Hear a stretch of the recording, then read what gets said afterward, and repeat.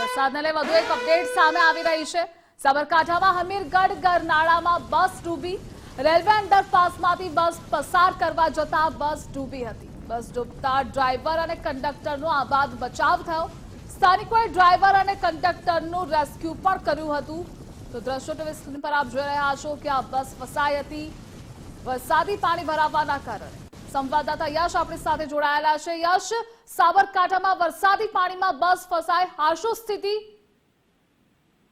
ચોક્કસ વાત કરવામાં આવે તો સાબરકાંઠા હિંમતનગર તાલુકાના જે હમીરગઢ ગામ આવેલું છે ત્યાં આગળ હમીરગઢ ગરનાળું કહેવાય છે। બસ હતી તે પાણીમાં ડૂબી હતી, પણ સદનસીબે કહી શકાય કે કોઈ બી પેસેન્જર અંદર નહોતા, પણ ડ્રાઈવર અને કંડક્ટર જે બસમાં બેઠેલા હતા તેઓ ત્યાંથી પસાર થતા હતા। તે દરમિયાન પાણીમાં બસ ગરકાવ થઈ ગઈ હતી। ત્યારબાદ સ્થાનિકો દ્વારા રેલવે ફાટકની પટરી આવેલી છે ત્યાંથી સ્થાનિકો રેસ્ક્યુ કરવાનો પ્રયત્ન કરવામાં આવ્યો હતો, કારણ કે અવિરત પાણી જે ચાલુ હતું કે ઉપરવાસમાં વરસાદ હતો, સાથે સાથે સ્થાનિક વરસાદી ચાલુ હતો, જેને લઈને લોકોમાં ભારે કુતૂહલ સર્જાઈ હતી કે બસ જયારે ભરાઈ ત્યારે લોકો દ્વારા કાઢવાનો પ્રયત્ન જે શરૂ કરવામાં આવ્યો હતો।